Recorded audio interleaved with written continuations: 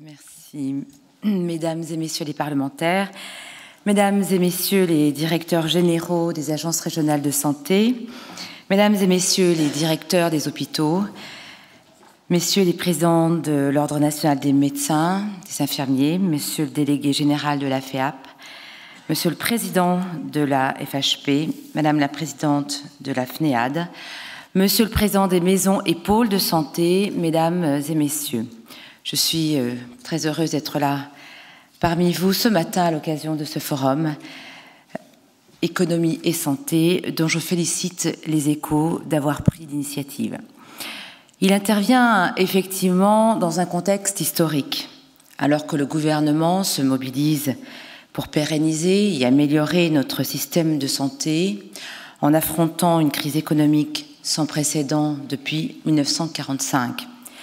Les questions que vous allez débattre ce matin sont évidemment au cœur des préoccupations du gouvernement. Qu'il s'agisse des nécessaires plans d'action global en matière de santé, de l'amélioration de l'offre de soins dans les établissements de santé, tout en maîtrisant les dépenses, de la contribution de la médecine libérale aux objectifs de santé publique. Comme vous le savez, la ligne directrice du gouvernement pour le système de santé dans les années à venir, c'est bien de maîtriser les dépenses tout en maintenant un haut niveau de prise en charge. C'est un combat difficile. Nous sommes arrivés à le faire. C'est la remarquable conclusion issue des comptes de la santé. D'un côté, un Ondam qui est respecté depuis 2 ans et de l'autre, un reste à charge qui diminue depuis 3 ans, comme le font apparaître les comptes de la santé de septembre 2011. Pour ce qui concerne le champ du médicament, l'approche du gouvernement est celle précisée par le Haut Conseil pour l'avenir de l'assurance maladie, l'HCAM, dans son rapport de 2009. C'est viser l'amélioration de la qualité des prescriptions pour parvenir à réaliser des économies, en s'appuyant d'ailleurs sur les recommandations de la Haute Autorité de Santé. C'est précisément le principe de la démarche de la maîtrise médicalisée qui permet d'économiser entre 400 et 500 millions d'euros chaque année, notamment par une amélioration des prescriptions, à travers le souci de limiter la iatrogénie chez les personnes âgées, limiter l'usage intempestif des antibiotiques avec les campagnes d'information médico-économique de l'assurance maladie. La rémunération à la performance qui a été généralisée dans la convention médicale signée en juillet dernier s'inscrit précisément dans cette logique de rechercher d'abord la qualité pour obtenir ensuite des économies. C'est bien pour cela que cette rémunération à la performance s'appuie sur des objectifs de bonne pratique et de santé publique tels que l'optimisation des prescriptions. L'affaire Mediator, que vous avez soulignée, a par ailleurs montré la nécessité de bases institutionnelles saines pour pouvoir garantir la qualité de la prise en charge et avoir une évaluation médicale et une évaluation médico-économique fiable, transparente et indépendante. C'est ce que nous avons fait dans le projet de loi relatif au renforcement de la sécurité sanitaire du médicament et des produits de santé. Je viens donc d'aborder cette question de la maîtrise médicalisée, mais il y a un autre versant, c'est celui des économies directes sur les produits de santé. L'industrie pharmaceutique est chaque année mise à contribution pour des économies supplémentaires dans le cadre de l'Ondam. Cette année, elle contribuera pour près de 1,5 milliard d'euros sur des moindres dépenses et des recettes supplémentaires.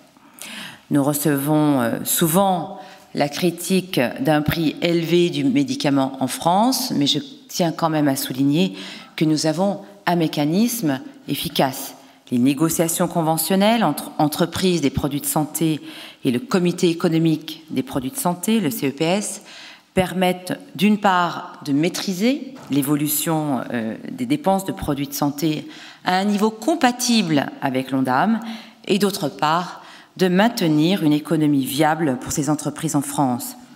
Et si les prix sont facialement plus élevés que dans d'autres pays, c'est aussi parce qu'on ne prend pas en compte les remises de tarifs que négocie le CEPS et qui représentent environ 300 millions d'euros par an, qui s'ajoutent aux baisses de prix qui, elles, représenteront en 2012 près de 1 milliard d'euros. C'est grâce à cette politique conventionnelle et non unilatérale que nous pouvons maintenir une innovation et des progrès dans la recherche. C'est grâce à notre gestion dynamique des prix, avec des baisses des prix et des déremboursements lorsque le service médical rendu devient insuffisant, que nous allons nous permettre de traiter les assurés avec les meilleures thérapeutiques, même si elles sont très coûteuses. Le meilleur soin accessible à tous, c'est bien le credo que nous entendons faire perdurer. Cette même logique des dépenses, de maîtrise des dépenses pour maintenir un haut niveau de prise en charge et cette philosophie de qualité des soins doivent également valoir dans le champ de nos établissements de santé.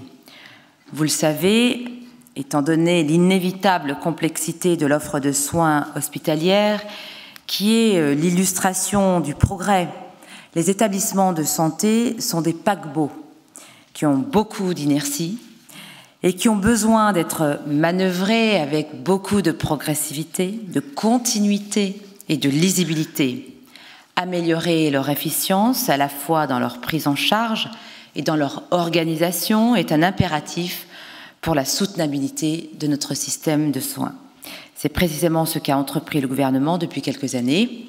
La loi Hôpital, Patients, Santé et Territoire a entrepris de réformer la gouvernance de l'hôpital pour pouvoir piloter au sein des établissements de santé ces changements.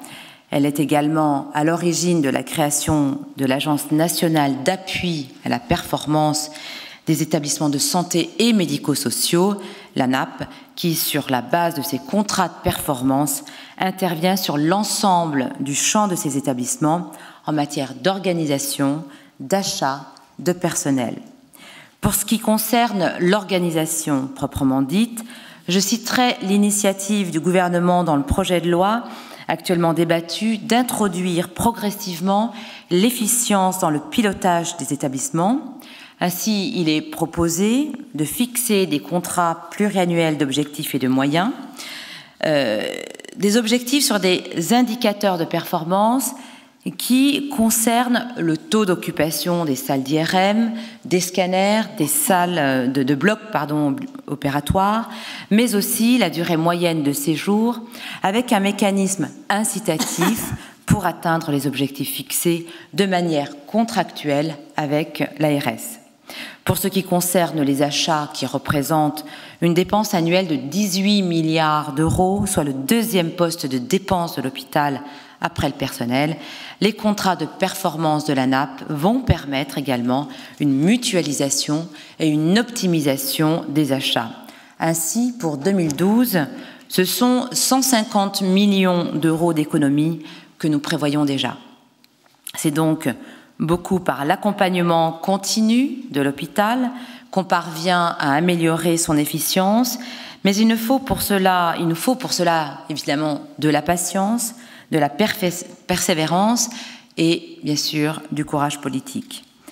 Enfin, des efforts plus structurels sont faits par le biais de la tarification à l'activité et de la convergence intersectorielle entre établissements de santé publics et privés.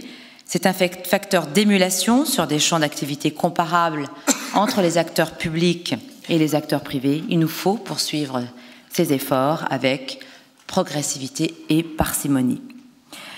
D'ici 2017, nous devrons enfin relever le défi démographique, question que vous allez aborder dans la troisième table ronde de cette matinée. S'agissant des médecins, il s'agit d'un problème de déficit de l'offre dans certaines zones sous-denses. Le gouvernement privilégie, et il l'assume, privilégie l'approche incitative.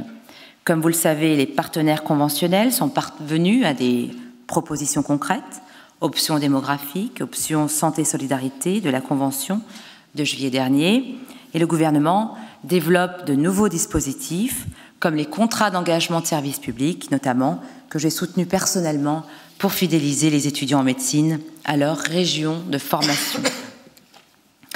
S'agissant des autres professions de santé, Les problèmes démographiques sont davantage liés à une surdensité de l'offre dans certains territoires. Il s'agit par exemple des infirmiers, des masseurs-kinésithérapeutes, dont la surdensité se traduit par une surconsommation de soins, nuisible évidemment à la performance du système de santé. Là encore, le gouvernement privilégie la voie conventionnelle. Tous s'y sont engagés. Les infirmiers libéraux ont été les premiers à le faire, suivis par les masseurs-kinésithérapeutes récemment. Et surtout, d'ici à 2017, nous aurons réalisé une évolution majeure des modes d'exercice. Qu'il s'agisse d'exercices pluridisciplinaires, basés sur les maisons de santé pluriprofessionnelles pour la médecine de premier recours, ou qu'il s'agisse de rémunération forfaitaire à l'acte pour le pharmacien, pour le suivi des patients chroniques, ou du calendrier de vaccination, ou qu'il s'agisse des compétences accrues pour les infirmières qui mettent en œuvre pleinement le fruit de leurs études.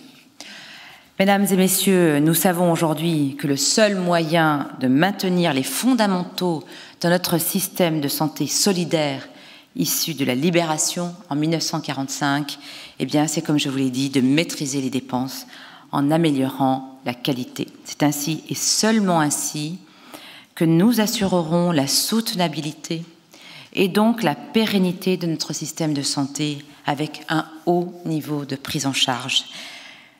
Voilà ce que j'avais à vous dire. Je vous souhaite de fructueux débats et attends avec beaucoup d'attention vos contributions qui interviennent à un moment historique de notre pays. Je vous remercie. Merci Madame la Ministre.